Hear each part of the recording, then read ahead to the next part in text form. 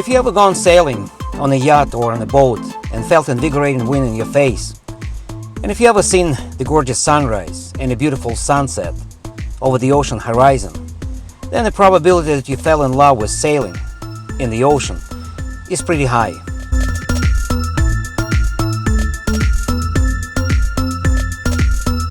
Sailing attracts and captivates instantly almost any person. It is indeed a very bright and exciting experience in a person's life, which will be remembered for years to come. But for those who are romantic, whose heart stops at the mere thought of the ocean, such an experience can be a heady gulp of freedom and happiness, which will be impossible to refuse. Going out to sea on a yacht is an incomparable journey, in which there's a place for an extreme test of one's own strengths, skills and abilities, sea romance, and indescribable mental and everyday comfort.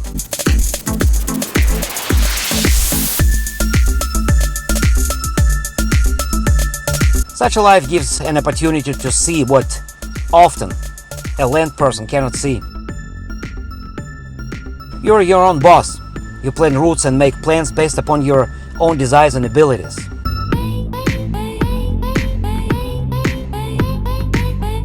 Little towns, beautiful islands and fishing villages, the sea life, the nice beaches and the ocean itself, everything is available to you. Sailing is a lifestyle associated with the ocean and with yachts. It's about both the choice of a vessel and the areas and regions of the planet one wants to discover.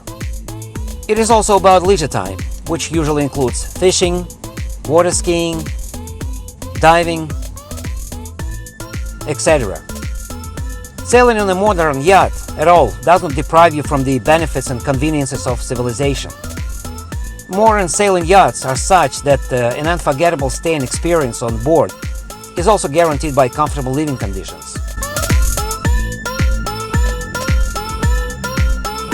Sailing romance on the high seas and desire to discover new lands and islands will not dry out if, in addition to the much needed navigation devices guaranteeing your safety on the way, you have the opportunity to use a comfortable cabin with a queen bed, wardrobes and shelves, electricity, refrigerator, fresh water, hot shower in the bathroom. Chart table can be used for work and navigation. The whole crew can sit comfortably in the galley, a cozy living room and a dining room at the same time. Breakfast and romantic dinners can take place in the open air, the so-called cockpit on deck, equipped with sofas and a folding table.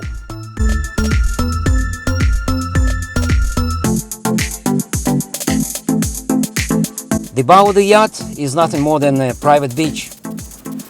Larger yachts are usually equipped with additional amenities such as air conditioners and other equipment. So, sailing on a modern yacht can be as comfortable and rewarding as staying in a hotel. But, at the same time, your hotel has an excellent mobility. Thanks to the yacht's fuel reserves, yacht can cover big distances and float for days, even in the absence of the wind. In addition to that, your fresh water supply can last you for the whole duration of your trip. The yacht can cover a distance of 100 to 200 kilometers per day. However, you can avoid big passages longer than 4 to 6 hours. Every day you can admire the wonderful views, standing on an anchor in the picturesque bays or lagoons. Get acquainted with new towns and fishing villages. Swim, sunbathe on the local beach, and race with the dolphins.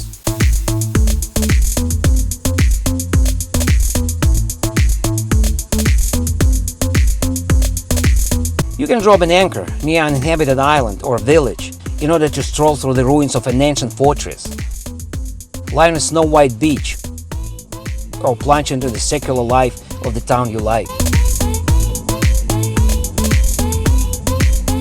Or you can drop the anchor right at the deserted island and immediately be engaged in the fishing activities to have something for lunch.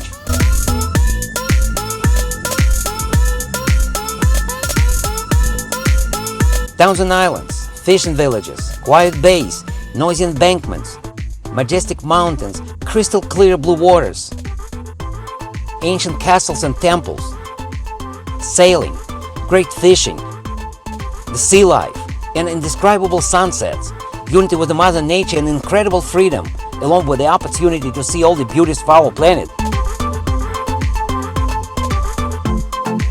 All this can be achieved only by sailing.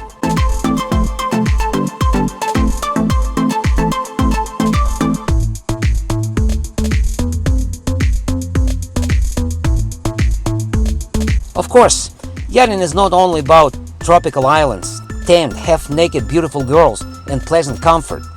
It is sometimes hard work and hardships. And for many, it is an excellent opportunity to test themselves. In general, the world of yachting is versatile and has many shades to it. There are many yachting destinations. Each one of them is characterized by certain nuances, such as climatic features, attractions, routes, the number of marinas, etc. But everyone, of course, has their own reasons for going out to sea. For someone, this is the realization of a childhood dream turned into your pursuit of new experiences combined with the desire to test one's strengths, skills, and abilities. For someone else, yachting is a way to make a living, and there's nothing wrong with this either. Avoiding household-related problems also probably exists, but it is rather an attempt to get away from stereotypes, from the world invented by marketers for the sake of irresistible consumerism. Because the vast majority of people, most of their lives, work for the sake of some material things that may increase their status and the pride of the owner, but not at all required for normal existence. And I would add one more, very important in my opinion, reason as to why many seek to go out to sea. These are real people, real friendships, a real sense of fellowship. This is a completely different world. Here, all the people are equal, simply just because they all come from the sea. In the sailing community, a person is appreciated not for the size of the boat, but for how he relates to it, how he handles it, and what kind of experience he or she has. In general, sailing community is like a sailing brotherhood with a universal solidarity of all its members. Without a doubt, sailing and the ocean unite a wide variety of people in a giant community. And the unwritten code of conduct in marinas is the same for all. And the main principle of this code is a mutual support. Anyone in trouble is sure to get help. When your mast falls, the whole marina, regardless of who you are, runs to help you, because it is unwritten protocol. Of course, as in any other walk of life, sailing has its pluses and its minuses. It all depends on the boat itself and its equipment. And by the way, most people do not live on the new, coolest, and most expensive yachts. And the first thing you have to get used to is the roll and pitching. How to live when your world is tilted 30 degrees. How to sleep when you're thrown from side to side. Even when you're not crossing the ocean, but at the anchorage or in a marina, you're still shaking. It's water after all. You go ashore, you sway out of habit. They say that after crossing the ocean, you stop paying attention to it, and the problem disappears. So, if you want to live on a yacht, train yourself. Train your vestibular apparatus, at least on carousels.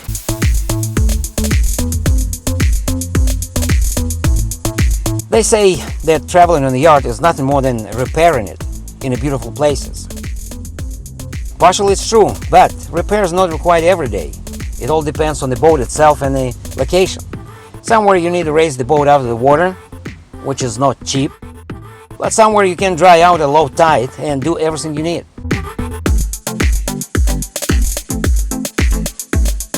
The more equipment for a comfortable life you have, the higher the cost. Higher energy consumption, expensive maintenance, more scarce spare parts. So many folks may be better off installing only the most necessary equipment. The main costs are fuel, especially if there's a large energy consumption, food, consumables, which are very difficult to obtain in some places. Women on board is a philosophical question. It is often easier with them on board than with most men. Women are more responsible. They are ready to do their job without asking questions. Initially, you treat them as a weaker sex, but often they are psychologically stronger than many men. Of course, a lot depends on how interested a woman is in everything that happens around her. If she was dragged aboard without her desire and consent, then she can become the reason that your sailing dreams will remain just dreams. Living on a yacht is cheaper than on shore, because it's both a house and a vehicle at the same time. So you can choose the places where it's more comfortable and cheaper to stay. You can always change the view from the window. You can stay in marinas, on anchor or mooring, which is quite inexpensive. The yacht is a freedom. Moreover, it's quite affordable. You just have to want it.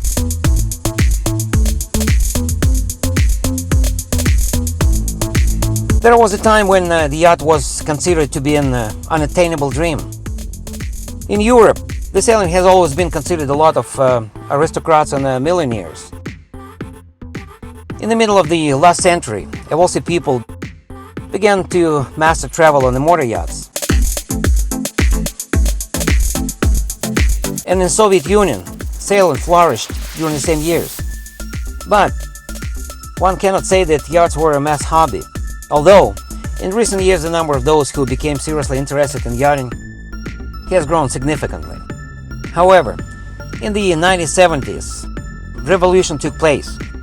If before the hulls of sailing yachts were made of wood, now they began to be made of plastic. Then, the manufacturers Bavaria, Beneteau, Geno, Dufour, Sutherland put their production of yachts on the conveyor. Thanks to new technologies, yachts are becoming relatively inexpensive, and thanks to new materials, they are practically eternal. People began to switch to sailboats. As a result, sailing in Europe today has become quite an affordable hobby for the middle class. Russia is following the same path. At first, there was a dominance of motors. Fascinated by high power, everyone bought motor yachts. But gradually, psychology is changing. People began to acquire sailing yachts and become fans of this type of recreation and a lifestyle.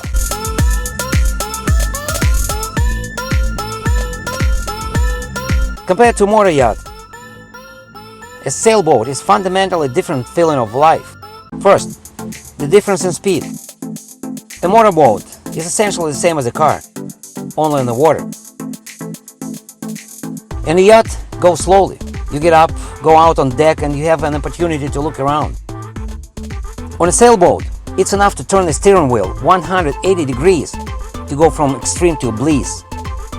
Any yacht can be put in a racing bait wing, the fastest course at an angle upwind, and get 20 knots, wind, waves, and sun spraying in the face. And then, literally in an instant, you can put your boat on the full backstack, which is the slowest course. And then everything will fundamentally change. There will be heat and there will be no wind.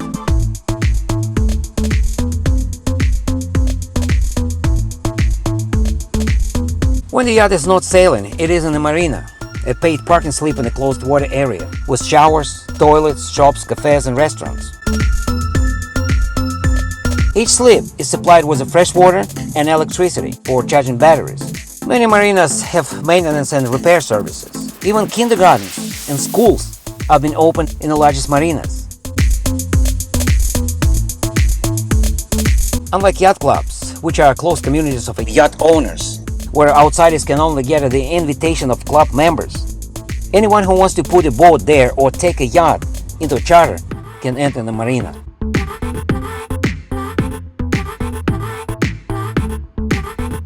There are people who just live on their boats full-time, moving from marina to marina, traveling all over the world.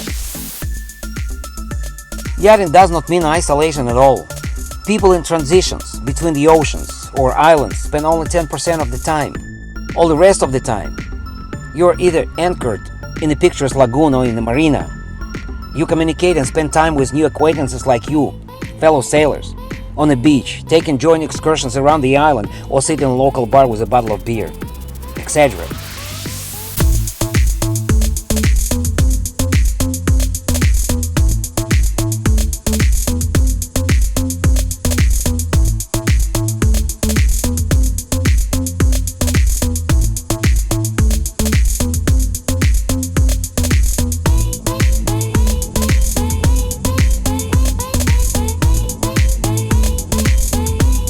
Statistics show that more and more people in the world are becoming yacht owners, and Russians are also joining this trend.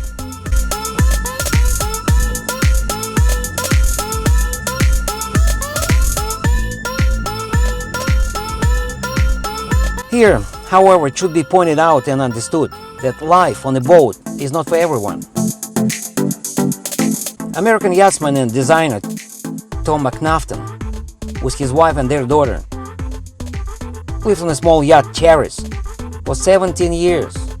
When you live on a boat, you often have to limit your needs and desires, says Tom. And the question arises, then why all this? And this is how he responds to it. Living on a boat is worth it to feel the nature and your place in it. As for your humble servant, his reasons are much simpler. If this is a pleasure for you, then definitely you should try. Start at least on the other people's yachts, friends, acquaintances, relatives, charter, etc. If you're planning to buy a yacht, it won't be out of place to take several classes and learn how to operate a yacht and get a license. In Russia, the license to operate a yacht is issued by JIMS, the State Inspectorate for Small Vessels. But this license is only recognized in Russia. Abroad, it is necessary to obtain an international license. In countries such as England and the United States, the licenses are issued by commercial companies, schools, which are licensed respectively by the British Coast Guard and the United States Coast Guard authorities. There are only two similar schools, recognized all over the world. In England, it is the Royal Yachting Association, RYA, and in the States, it's International Yacht Training, IYT. The training course is divided into several stages. The first is an introduction to yachting, after which a person receives an international yachtsman's passport and the first degree, competent crew or qualified crew member. And the second degree is a coastal skipper. In IYT technology, bareboat captain, skipper, or captain without a crew. Such a license gives you the right to charter a yacht. For a determined person, any obstacles on the way to a dream are not obstacles, but a test of a character. But other people will not be engaged in yachting anyway. As for your humble servant, he's already hooked on the idea of sailing. Although, at the moment, he does have his own boat. Whether he will get one or not in the future is not known. Only time will tell. But one thing he knows for sure. Rat race like, city life, and a daily boring routine he's fed up with. This is it for now, folks. All the best. Bye.